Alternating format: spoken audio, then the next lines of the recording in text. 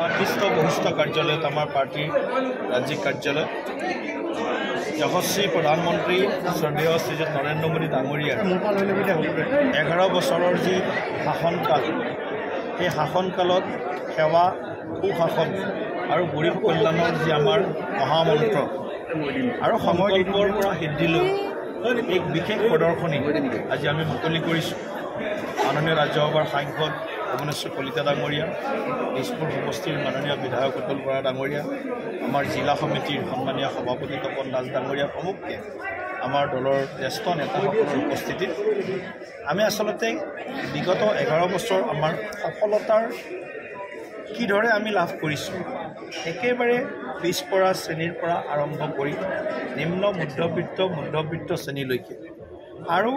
সমাজৰ আটাইতকৈ যিটো কোৱা হয় মাৰ্জিনেলাইজ ছেকশ্যন অফ দি ছ'চাইটি, আটাইতকৈ দুৰ্বল পিছপৰা শ্ৰেণীটোকো কেনেদৰে আমি আগবঢ়াই লৈ যোৱাৰ বাবে চেষ্টা কৰিছোঁ, তাৰ প্ৰতিফলন, তাৰ সুন্দৰ নিদৰ্শন আমি এই প্ৰদৰ্শনীৰ জৰিয়তে আমি উপলব্ধি কৰিবলৈ সক্ষম হৈছোঁ। যুৱ শক্তিৰ উত্থান, মহিলা শক্তিৰ উত্থান, মহিলাৰ সবলীকৰণ, যুৱ শক্তিৰ সবলীকৰণ, কৃষক অন্নদাতা শক্তিৰ সবলীকৰণ, দিব্যাংগ শক্তিৰ সবলীকৰণলৈকে শিক্ষা স্বাস্থ্যৰ পৰা আৰম্ভ কৰি বিজ্ঞান প্ৰযুক্তিবিদ্যা সকলো ক্ষেত্ৰত মোদী ডাঙৰীয়াৰ নেতৃত্বত এক অভূতপূৰ্ব ঈৰ্ষণীয় এক সফলতা আমি লাভ কৰিছোঁ। বিশ্বৰ চতুৰ্থখন আজি সৰ্ববৃহৎ অৰ্থনীতি হিচাপে ভাৰতবৰ্ষই আজি স্বীকৃতি লাভ কৰিছে। $4 ট্ৰিলিয়ন ইকনমি আজি ভাৰতবৰ্ষই চুবলৈ সক্ষম হৈছে আৰু আমি আশা কৰিছোঁ এই বছৰৰ ভিতৰতে আমি বিশ্বৰ তৃতীয়টো সৰ্ববৃহৎ অৰ্থনীতি হিচাপে আমি স্বীকৃতি লাভ কৰিম। বিশ্বৰ যিটো সময়ত বিভিন্ন দেশত অৰ্থনীতিয়ে মন্দাৱস্থাৰ পিনে গতি কৰিছে বা গতি কৰি আছে কিছুমান দেশত এতিয়াও, সেই সময়ত আমাৰ অৰ্থনীতি স্থিৰ আৰু বিকাশমুখী হৈ আছে। গতিকে এইটো ক'ব লাগিব মোদী ডাঙৰীয়াৰ যি অৰ্থনৈতিক দৃষ্টিকোণেৰে তেওঁ লোৱা যিবিলাক সবল সিদ্ধান্ত আৰু ইনক্লুচিভ যিটো ইকনমিৰ কথা এতিয়া কৈছোঁ, চাৰ্কুলাৰ ইকনমিৰ কথা যিটো আমি এতিয়া কৈছোঁ, এই চাৰ্কুলাৰ ইকনমি, ইনক্লুচিভ গ্ৰোথ, এই গোটেই দিশত মোদী ডাঙৰীয়াৰ বিগত 11 বছৰৰ অৰ্থনৈতিক নীতিয়ে যি ভাৰতবৰ্ষক বিশ্ব দৰবাৰত এখন শক্তিশালী অৰ্থনৈতিক ৰাষ্ট্ৰ হিচাপে আজি পৰিচয় কৰাই দিছে। আৰু আমিও আজি সৌভাগ্যৱান যে আমি যিখন ভাৰতবৰ্ষৰ নাম ফ্ৰেজাইল 5ত আছে, ফ্ৰেজাইল 5 পলিচি পেৰালাইচিছ UPA দিনৰ যি হৈছিল, তাৰ বিপৰীতে আজি মোদী ডাঙৰীয়াৰ নেতৃত্বত আমি ডেভেলপ 5ৰ ভিতৰত আমি স্থান পাবলৈ, ডেভেলপ মানে নেশ্যনৰ ভিতৰত স্থান পাবলৈ সক্ষম হৈছোঁ। গতিকে এনেদৰে আজি আমাৰ সমগ্ৰ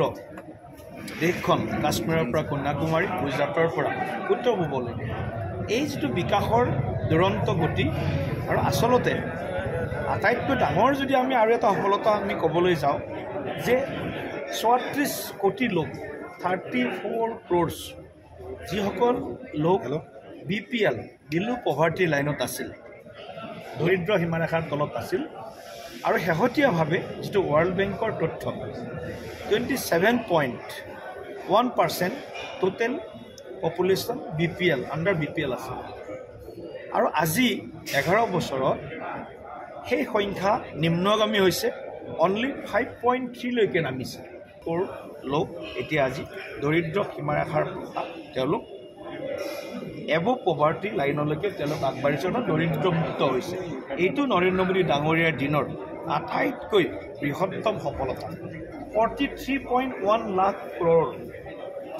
43.1 লাখ কোটি টকা ডাইৰেক্ট বেনিফিট ট্ৰেন্সফাৰৰ জৰিয়তে আমি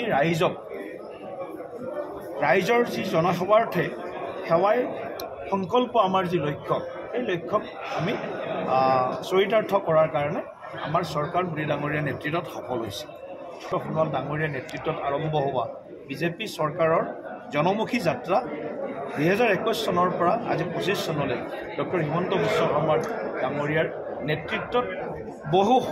দুৰন্ত গতিৰে আগবাঢ়িছে। সৰ্বস্তৰৰ জনসাধাৰণক চুই গৈছে, কৃষকৰ পৰা, মহিলাৰ পৰা, শৈক্ষিক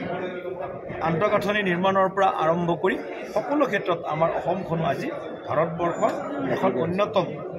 আগবাঢ়ি যোৱা ৰাজ্যসমূহৰ ভিতৰত আজি আমি স্থান লাভ কৰিব সক্ষম হৈছোঁ গতিকে 11 বছৰীয়া মোদী ডাঙৰীয়াৰ যি সুশাসনৰ যি আমাৰ প্ৰতিফলন আৰু আমাৰ অসমত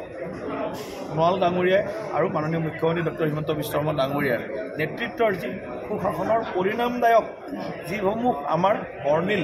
যিসমূহ আমাৰ সফলতা এই সফলতাসমূহক আমি এই প্ৰদৰ্শনীৰ জৰিয়তে আজি আমি ইয়াত ৰাইজৰ বাবে জনসাধাৰণৰ বাবে আমি মুকলি কৰিছোঁ মই সকলোকে আহ্বান জনাইছোঁ এই প্ৰদৰ্শনীখন যাতে সকলোৱে প্ৰত্যক্ষ কৰে চায় আৰু ইয়াৰ পৰা কিছু হ'লেও আপোনালোকে তথ্য যিবিলাক তথ্য হয়তো